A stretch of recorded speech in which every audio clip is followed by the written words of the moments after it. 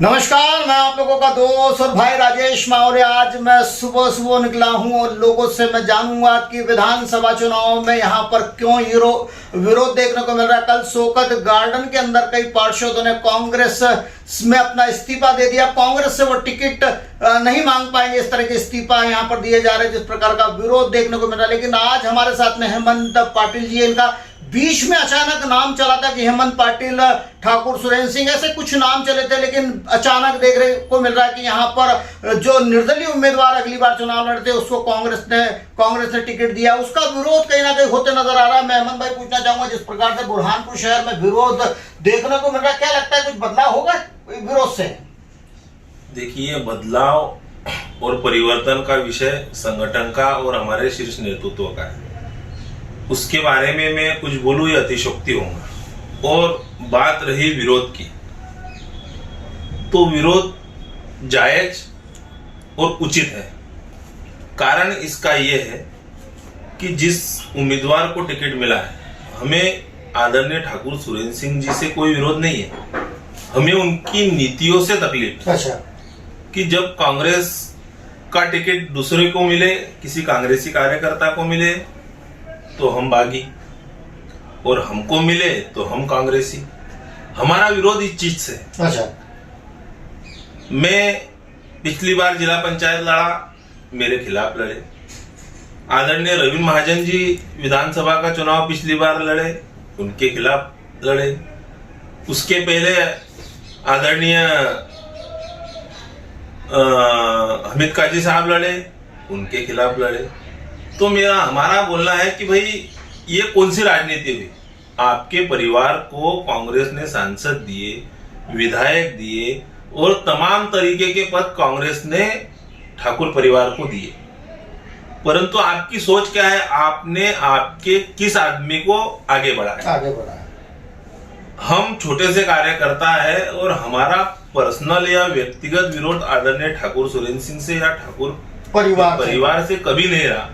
हम छोटे से जमीन से उठे हुए लोग हैं और हम कांग्रेस का, राहुल गांधी का, आदरणीय कमलनाथ जी का झंडा पुरजोर तरीके से 20 साल से उठाते हैं। पर तकलीफ तब होती है जब किसी छोटे कार्यकर्ता या मेरे जैसे कार्यकर्ता की बारी आती है। तो छोटे से चुनाव, पंचायत, जनपद पंचायत, जिला पंचायत के चुनाव में भी आप अपनी दावेदारी पेश करते हो और नतीजे ये रहते हैं कि आप भी हारते हो और उम्मीदवार भी हारते। तो हमारा विरोध इस चीज से, आप पंचायत में बोले हम, संगठन में बोले हम, सांसद में बोले हम, विधायक में बोले हम, महापौर में बोले हम, तो हम कहाँ जाएंगे जब हमारी संख्या अल्पसंख्यक, बहुसंख्यक, ओबीसी, SC ST की संख्या यहाँ लाखों की तादाद में है। 80% में हम लोग हैं, परंतु हमको अधिकार नहीं मिलता है, हमको सम्मान नहीं मिलता है, हमको किसी उचित पद पे जाने का अवसर नहीं मिलता है, क्योंकि ये लोग हमेशा एक दूसरे को लड़ाने का काम करते हैं और अपनी रोटियां सेकते हैं। हमारा विरोध इस चीज। अभी आप चुनावी प्रक्रिया में कहीं ना कहीं दिल्ली तक गए, क्या कारण क्या रहे जिस प्रकार के आपकी जो पैनल थी, किस प्रकार के नाम दिए थे और क्यों नाम में क्या एकता नहीं हो पाई आप लोगों के बीच में कहीं ना कहीं? देखिए, ये आपकी बात से मैं पूर्ण तरीके से सहमत हूँ कि जो नाम गए थे उसमें एकता की कमी थी। मैं झूठ बोलना मेरी फितरत में नहीं है, मैं आपकी बात से सहमत हूँ और आपकी बात को पूरी तरीके से एग्री करता हूँ कि जो पैनल में नाम गए थे वो आपस में सहमति से नहीं थी। परंतु एक बात ये भी है कि हमारे शीर्ष नेतृत्व को ये बात सोचना चाहिए थी कि यहाँ किस वर्ग के लोग ज्यादा है, किस वर्ग को प्रतिनिधित्व मिलना चाहिए, सर्वे में किसके नाम गए हैं।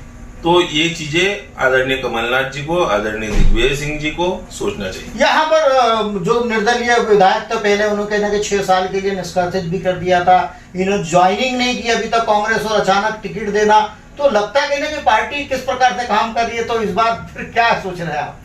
देखिए, ऐसे निर्णय हमारा नेता राहुल गांधी, जो कन्याकुमारी से लेके कश्मीर तक पैदल घूम रहा है, लोगों को जोड़ने का काम कर रहा है, देश में मोहब्बत की दुकान खोलने का काम कर रहा है। बस ऐसे निर्णयों के कारण राहुल गांधी की मेहनत का असर कम होता है कि हमारा एक नेता जो ऐसे परिवार में शामिल हुआ कि जिन्होंने आजादी की लड़ाई लड़ी और देश को गुलामी के बाद बनाया, कल कारखाने, देश में उन्नति, बहुत सी टेक्नोलॉजियां, बड़े बड़े बांध जिस परिवार ने बनाए, उस परिवार का वारिस, उस परिवार का चिराग कन्याकुमारी से लेके कश्मीर तक घूम रहा है। और ऐसे ही निर्णयों के कारण हमारे नेता राहुल गांधी की मेहनत कहीं ना कहीं असफल होती है। आपके विरोध के बाद भी अगर टिकट में बदलाव नहीं होता है तो किस प्रकार से आप फिर समर्थन तो करना पड़ेगा, क्योंकि पार्टी अगर आदेश करेगी तो पार्टी के आदेश का पालन तो करना ही पड़ेगा आप लोगों को। देखो, हम पार्टी के आदेश का पालन सर्वोपरि, हम पार्टी के कभी खिलाफ न गए हैं न जाएंगे, पर पार्टी को भी ये समझना पड़ेगा कि पार्टी के खिलाफ कौन गया।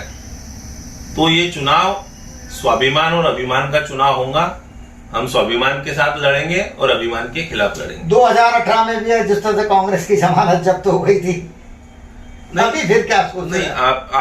आपकी बात से मैं पूर्ण तरीके से सहमत कि उसके दोषी हम हैं, और मैं गर्व के साथ कहता हूं कि जमानत जब्ती में एक वोट मेरा था। अच्छा। 15,000 वोटों में 3800 वोट मेरे क्षेत्र से हमने रविंद्र महाजन को और कांग्रेस को दिलाए थे।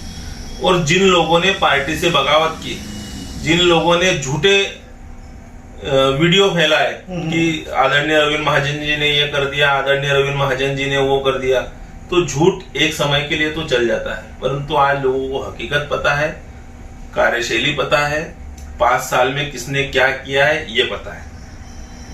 अभी जो विरोध चल रहा है, लेकिन मुझे लगता है कि ज्यादा देर तक विरोध नहीं होगा, कहीं ना कहीं तो समझौता होगा। यही चीज भी जानते हैं कि राजनीति आती है तो कहीं ना कहीं एक बाजार गर्म हो जाता है और बाजार में कहीं ना कहीं ग्राहकों को ढूंढा जाता है नेता। इस तरह की घटना तो देखिए, ये विडंबना है कि ये जिन्होंने 20 साल कांग्रेस को दिए, कांग्रेस के लिए जमीन पर लड़े, तन मन धन से भाजपा के खिलाफ सड़कों पर उतरे, उनको विरोध करना पड़ रहा है। और इस विरोध को विरोध न बोलकर मैं आक्रोश बोलना चाहूंगा। तो ये हमारे बड़े नेताओं को समझना चाहिए कि आप लोग भोपाल में बैठकर केवल बड़ी बड़ी बातों में आकर रिश्तेदारी निभाकर कांग्रेस को बेच नहीं सकते हो। इसकी जिम्मेदार जो भी होगा, उसकी जिम्मेदार हमारा शीर्ष नेतृत्व रहेगा। आदरणीय कमलनाथ जी, दिग्विजय सिंह जी को इस विषय पर सोचना पड़ेगा। एक सवाल और पूछूंगा, भाजपा की लिस्ट नहीं अभी तक जारी हुई है, अब सामने क्या लगता है कि भाजपा किस तरह के प्रत्याशी को उतारेगी, क्या टक्कर होगी? देखिए, भाजपा की लिस्ट जारी इसलिए नहीं हो रही है कि भाजपा की सारी बातें जनता के सामने है। भाजपा ने जो बड़े बड़े बातें की थी, जो बड़े बड़े वादे किए थे, आदरणीय शिवराज सिंह जी ने वो पूरे नहीं किए। किसानों को भाजपा द्वारा, आदरणीय शिवराज सिंह द्वारा चला गया।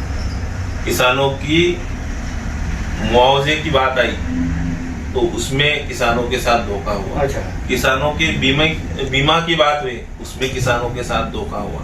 आज सड़कों की हालत बद से बदतर थी।